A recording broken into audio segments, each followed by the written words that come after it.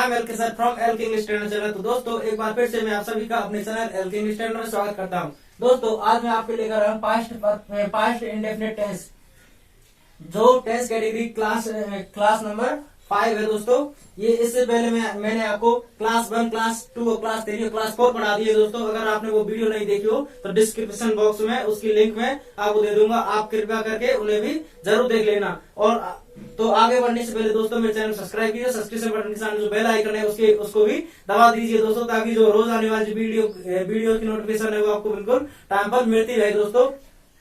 तो आइए जो पास्ट इंडेफिनिट टेंस है उसको हम पहचानने का प्रयास करते हैं कि उसको किस प्रकार पहचाना जाता है दोस्तों। तो सबसे पहले हम पास्ट इंडेफिनिट टेंस है उसको हम पहचानने का प्रयास करते हैं। पास्ट इंडेफिनिट टेंस का मतलब होता है कि कोई भी कार्य, मानो कि मैं आपको एक ग्राफ बनाकर दिखाता हूं।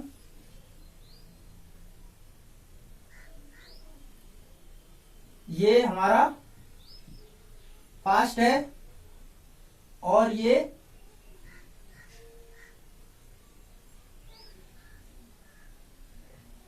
प्रेजेंट है और ये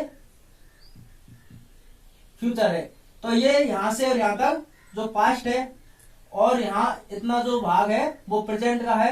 यानी कि कोई भी कार्य, यदि किसी कार्य के बारे में कहे कि कोई भी कार्य यदि पास्ट में शुरू हुआ और पास्ट में ही खत्म हो गया, यानी कोई भी जो टाइम लैप्स शब्द है वो इसमें आ जाते हैं, तो उसमें हम पास्ट इंडेफिनिट का प्रयोग ही करेंगे, चाहे वो उसकी पहचान जो भी निकले, लेकिन उसमें हम पास्ट इंडेफिनिट टेंस का ही प्रयोग करेंगे। कोई भी कार्य, जैसे मानो कि कोई भी कार्य यहां से शुरू हुआ और पास्ट में ही खत्म हो गया। जैसे यदि मैं बोलूं कि मैं यहाँ पर और 2 मिनट पहले आया हूं, मैं यहाँ पर 2 मिनट पहले आया हूं, यानी मैंने इसमें टाइम लैप्स समय का, और टाइम लैप्स जो वर्ड होते हैं, समय दिखाने वाले शब्द होते हैं, उनका मैंने प्रयोग कर दिया। तो चाहे इसके अंत में है, हूं, वो आदि शब्द आए या ना आए, इससे हमें कोई फर्क नहीं पड़ता। इसमें हम पास्ट टेंस का ही प्रयोग करेंगे, क्योंकि 2 मिनट पहले यानी बिफोर जो शब्द होता है, बिफोर का प्रयोग ही हमेशा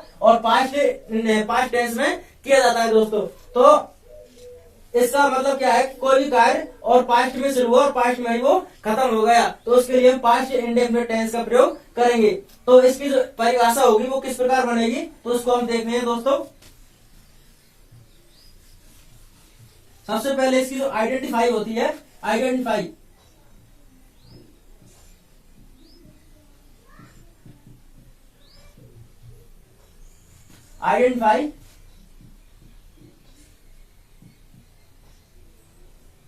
हिंदी वाक्यों के अंत में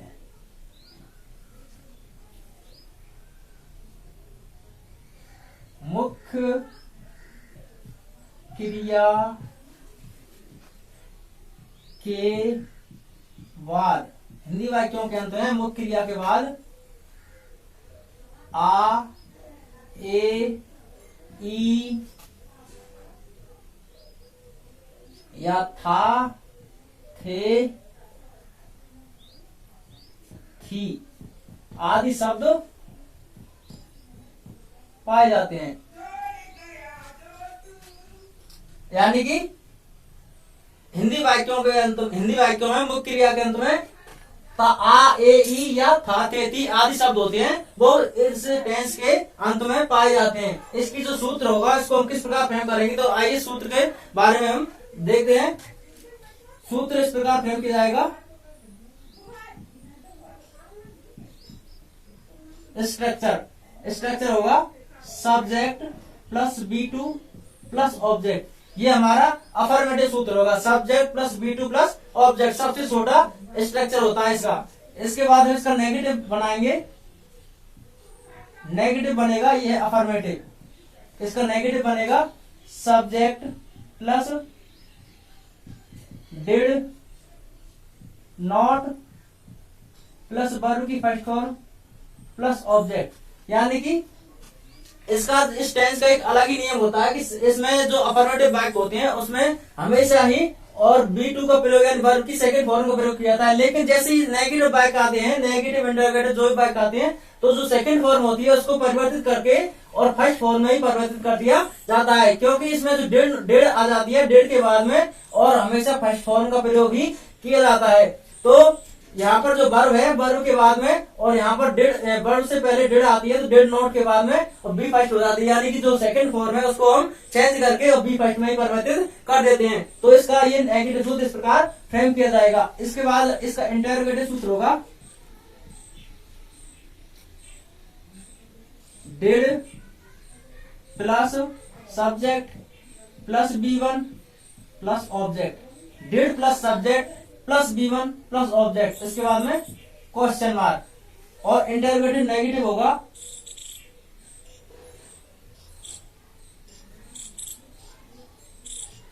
इंटरोगेटिव नेगेटिव इस प्रकार होगा did plus subject plus not plus B1 plus object, यानी इंटरोगेटिव नेगेटिव इस प्रकार बनेगा did plus subject plus not plus B1 plus object. ऐसे ही हम इसके WH और WH नेगेटिव सूत्र होते हैं उनको भी इस प्रकार बना देते हैं। ये जो 3 और 4 नंबर के जो भी सूत्र है, इनके जो शुरुआत हम WH लिख देते हैं और इसी सूत्र को हम इसी प्रकार फ्रेम करते हैं, यानी 5 और 6 नंबर के सूत्रों का हम इस प्रकार फ्रेम करते हैं दोस्तों। तो आइए इसके जो कुछ एग्जाम्पल हम समझने का प्रयास करते हैं ताकि आप बेहतर तरीका से समझ सके दोस्तों। तो सबसे पहले हम इसका एग्जाम्पल लेते हैं।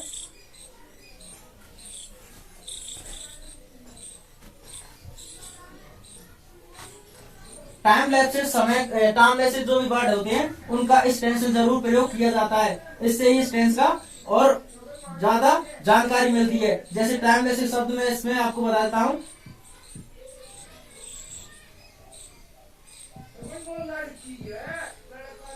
टाइम लैप्सेस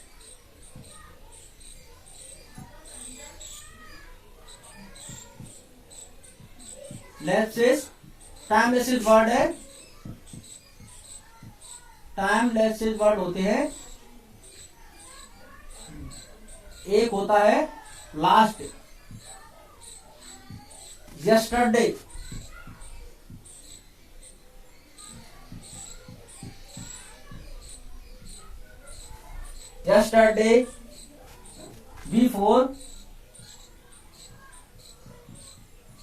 बिफोर आदि शब्द इसमें टाइम लैप्सेस शब्दों में आते हैं। इस टाइम लैप्सेस शब्द के बारे में और बढ़िया तरीका से मैंने जानकारी आपको प्रेजेंट परफेक्ट टेंस में दी थी, जिसमें मैंने प्रेजेंट परफेक्ट और पास्ट सिंपल जो टेंस होता है उसमें मैंने आपको फर्क बताया था दोस्तों। तो अगर आपने वो वीडियो नहीं देखी होगी तो उसकी जो लिंक मैं डिस्क्रिप्शन बॉक्स में डाल दूंगा, आप जरूर उसे भी एक बार देख लेना ताकि ये टेंस और आपको बेहतर तरीके से समझ में आ सके दोस्तों। तो अब इसके बाद हम इसके कुछ एग्जाम्पल लेते हैं।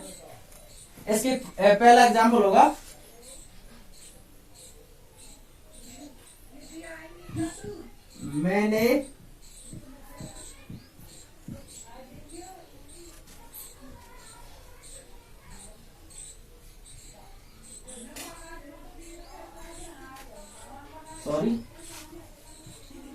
मैंने कल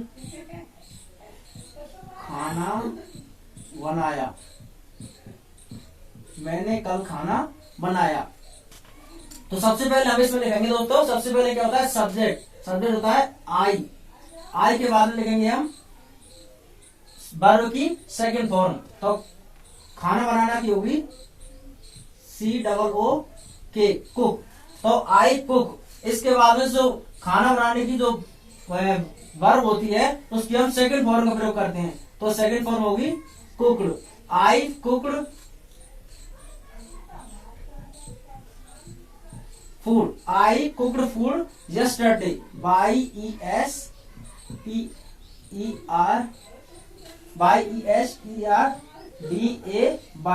यानी आई कुक्ड फूड यस्टरडे, मैंने कल खाना बनाया।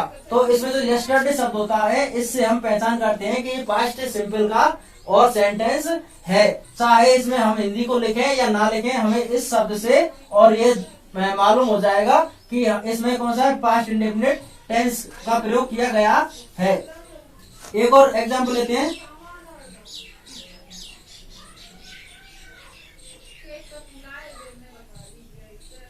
मैंने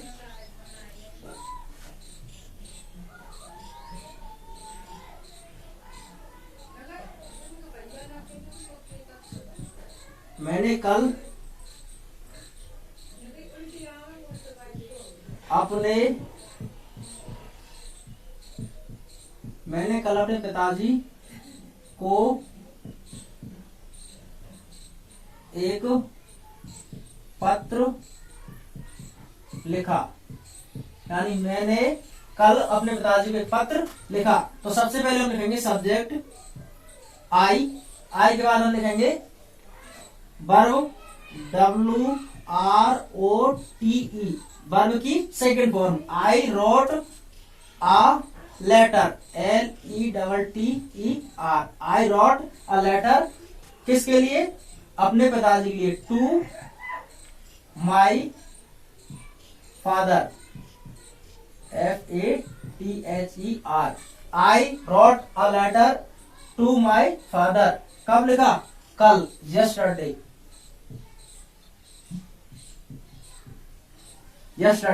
मैंने कल अपने पिताजी के लिए पत्र लिखा। इसका अगर नेगेटिव सेंटेंस बनाएंगे तो वह इस प्रकार बनेगा, I did not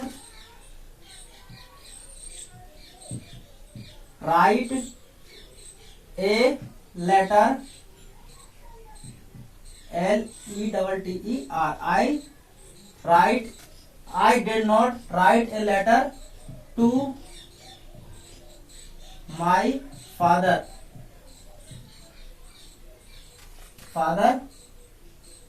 yesterday. I did not write a letter to my father. इसी प्रकार इसका इंटररोगेटिव जो सेंटेंस है हम बना सकते हैं कि did I write a letter to my father yesterday, और क्वेश्चन मार्क का भी हम प्रयोग करेंगे दोस्तों, जिसमें हम इंटररोगेटिव और वाक्य के बारे में जिससे हमें पता चलता है। तो चाहे तो हम इसका भी एक इंटररोगेटिव वाक्य भी यहाँ पर लिख देते हैं। Did I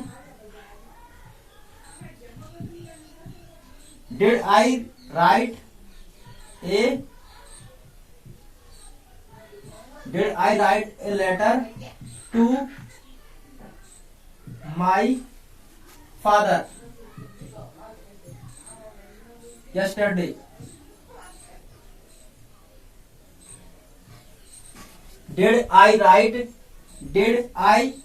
a letter to my father? दोस्तों इसमें जो सबसे पहले जो अफर्मेटिव वाक्य है इसमें रोट का प्रयोग किया गया है और उसके बाद में हमने राइट का प्रयोग किया है, क्योंकि सेकंड फॉर्म जो नेगेटिव वाक्य होता है उसमें हम सेकंड फॉर्म का चेंज करके और फर्स्ट फॉर्म में ही लिखना शुरू करते हैं। तो इसमें हमने रोट का प्रयोग किया और उसके बाद हमने राइट का प्रयोग किया। अब चाहे तो इसका एक इंटररोगेटिव नेगेटिव वाक्य बनाते हैं दोस्तों, जैसे did I not right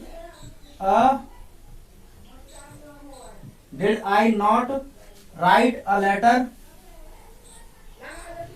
to my father yesterday?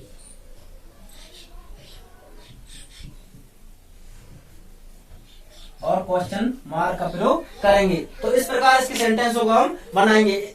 चाहे तो आप इसका स्क्रीनशॉट ले सकते हैं दोस्तों, और इसके बाद हम अगले एग्जांपल की तरफ बढ़ते हैं दोस्तों।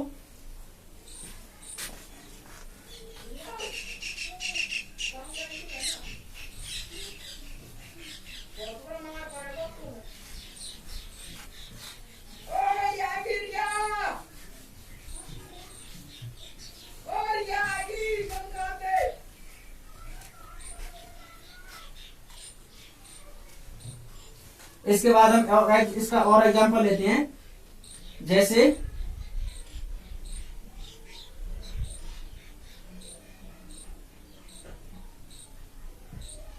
उसके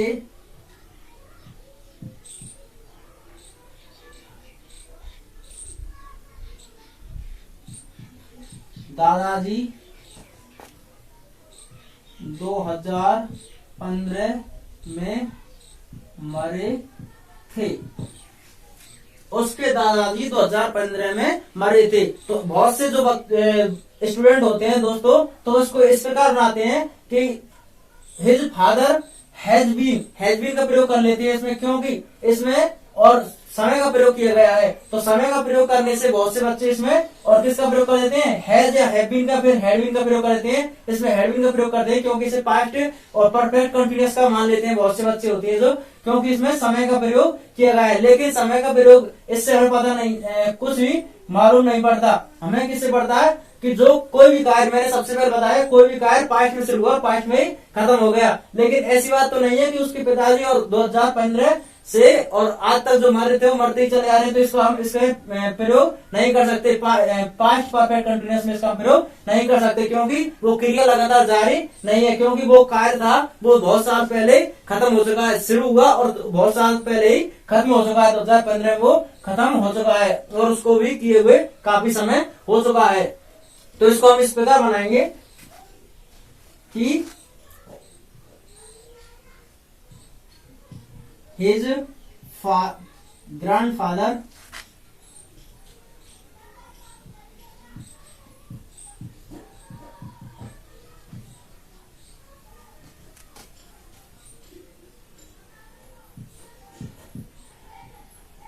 died, his grandfather died in 2015. His grandfather died in 2015, यानी उनके और दादाजी 2015 में मरे थे। एक और एग्जांपल ले लेते हैं।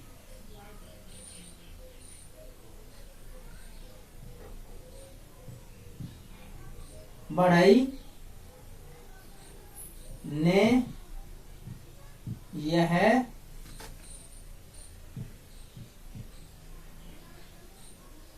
कुर्सी क्यों बनाई। बढ़ई ने यह कुर्सी क्यों बनाई, ये हमने और WS का जो सेंटेंस ले लिया है दोस्तों, तो अब इसको भी हम बना कर देते हैं। तो सबसे पहले हम WS के नियम के अनुसार हम इसमें क्यों की मीनिंग लिखेंगे। सबसे पहले लिखेंगे हम भाई, उसके बाद में लिखेंगे हम डिड, उसके बाद लिखेंगे सब्जेक्ट द कारपेंटर,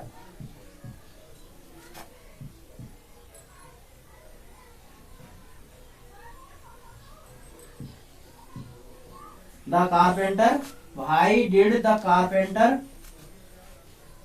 इसके बाद में लिखेंगे हम वर्ब, क्या लिखेंगे, वर्ब, भाई डिड द कारपेंटर मेक, क्या बनाई, यह कुर्सी, दिस चेयर,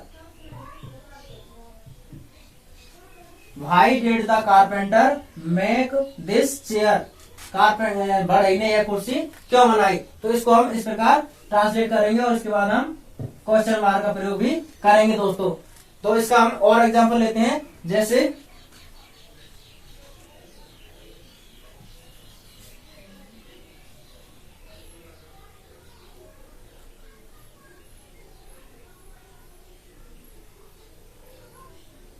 मैं तुम यहां 2 घंटे पहले आई, 2 घंटे पहले आई, तुम यहाँ 2 घंटे पहले आई, यानी कि कोई भी कार्य था वो और इसमें टाइम लैप्स समय का प्रयोग कर दिया गया, यानी कोई जो कार्य है वो पास्ट में ही खत्म हो चुका है, यानी जो आने का कार्य है वो 2 घंटे पहले ही खत्म हो चुका है, उसका जो प्रभाव है, इम्पैक्ट है, वो समाप्त हो चुका है। तो इसको हम पास्ट इंडेफिनिट टेंस में बनाएंगे दोस्तों। तो इसको हम देखते हैं किस प्रकार बनाते हैं। You came here you came here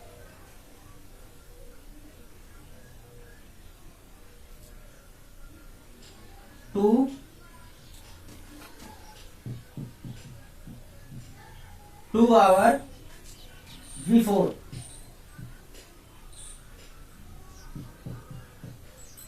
you came here 2 hour before, यानी 2 घंटे पहले आए। चाहे तो हम इसको ऐसे लिख सकते हैं, you came here before 2 hour, यानी 2 घंटे पहले। इसको हम ऐसे भी लिख सकते हैं दोस्तों, चाहे तो हम इसको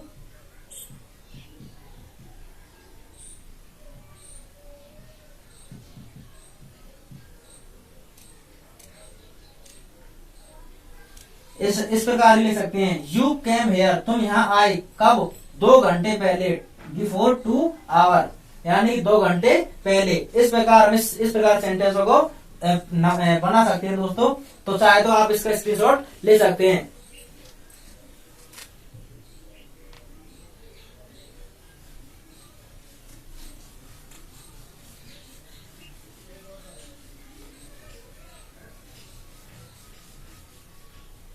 तो दोस्तों इसके कुछ एग्जाम्पल और लेते हैं, जैसे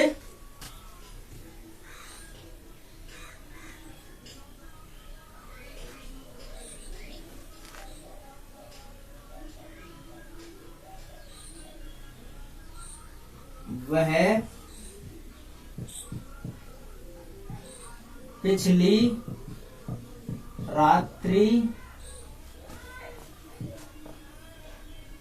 रात्रि दिल्ली गया। वह पिछली रात्रि दिल्ली गया। तो इसको हम इस प्रकार बनाएंगे, ही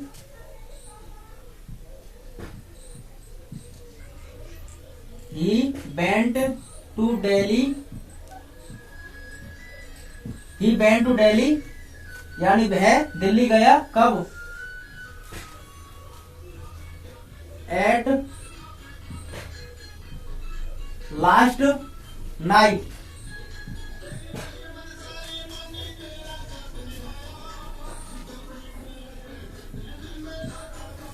ही went to Delhi at last night, यानी पिछली रात्रि वह दिल्ली गया। एक और एग्जांपल लेते हैं, एक बड़ा एग्जांपल लेते हैं दोस्तों इसका हम, मैं अपने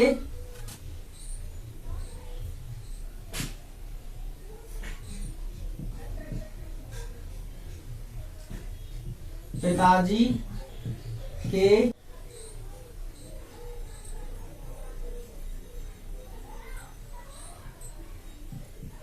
ताजमहल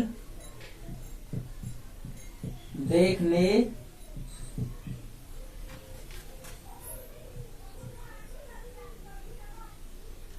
आगरा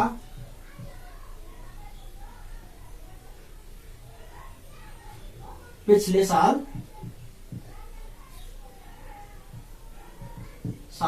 गया।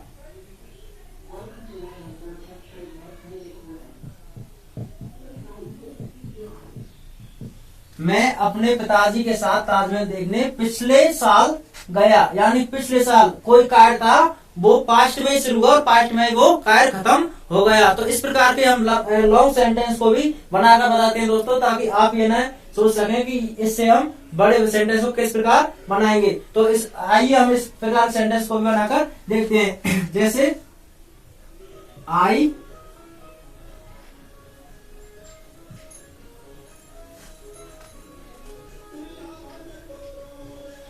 I went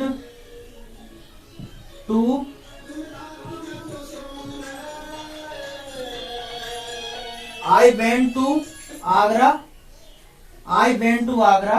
मैं आगरा गया, किस लिए गया, ताजमहल देखने। To see the Taj Mahal.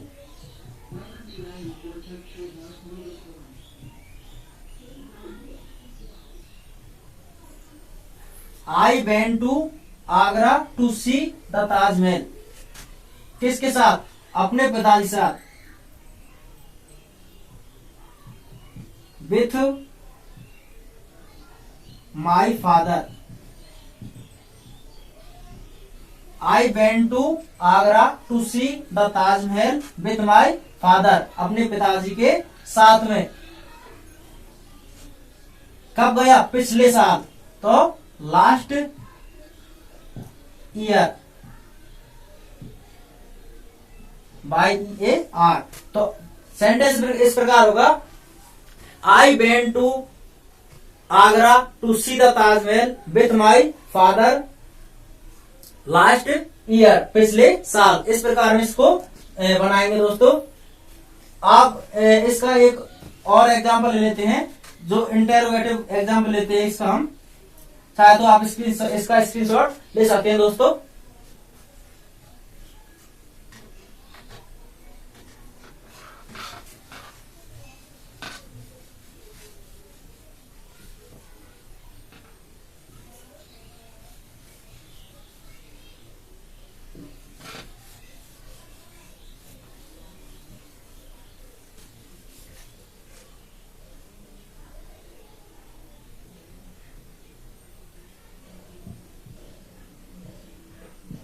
Rahul ने तो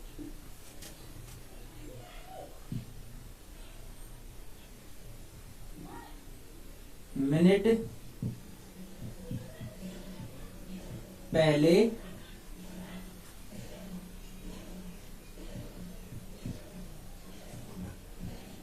खाना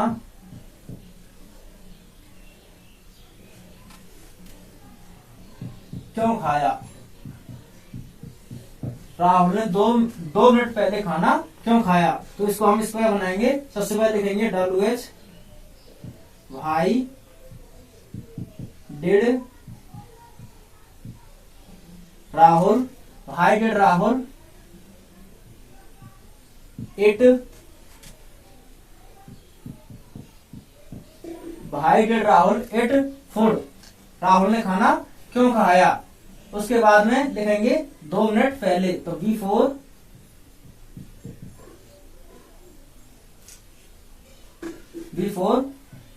2 minute.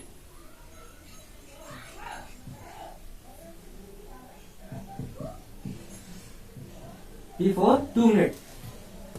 Why did Rahul it food before 2 minute. इसको इस प्रकार हम बोल सकते हैं। और इसके बाद हम क्वेश्चन मार्क का प्रयोग भी करेंगे। तो सेंटेंस इस प्रकार होगा, why did Rahul it food, why did Rahul it food before 2 minute. यानी राहुल ने 2 मिनट पहले खाना क्यों खाया। इसको एक और वाक्य ले लेते हैं हम।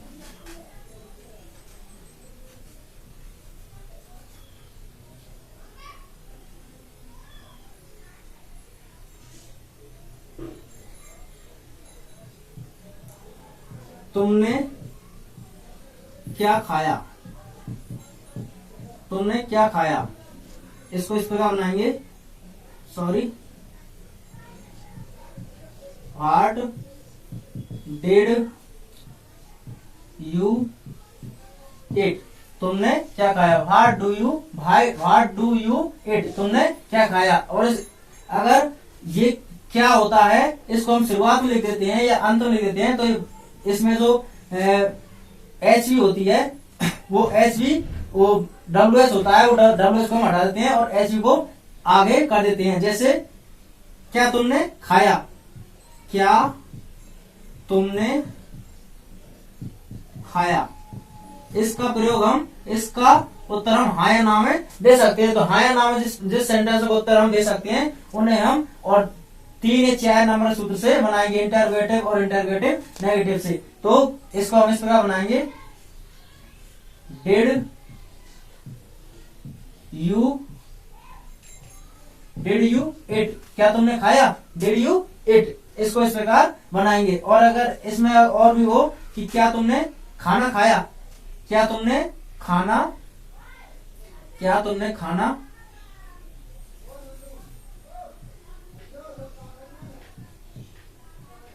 खाया? क्या तुमने खाना खाया? तो इस पर बनाएंगे, डिड यू इट फूड। इस प्रकार बनेगा, क्या तुमने खाना खाया, तो डिड यू इट फूड। इसको इस प्रकार सेंटेंस को फ्रेम किया जाएगा दोस्तों। तो दोस्तों आपको मेरा वीडियो कैसा लगा? अगर आपको मेरा वीडियो देखने में अच्छा लगा और इससे आपको कुछ सीखने को मिला तो दोस्तों मेरे चैनल को सब्सक्राइब कीजिए और मेरे इस वीडियो को ज्यादा से ज्यादा लोगों तक शेयर कीजिए, ताकि बहुत से हर बच्चे इससे लाभान्वित हो सके और इसमें मेरी भी काफी हेल्प हो सके दोस्तों। तो मिलते हैं अगले वीडियो में। Till then take care, bye bye.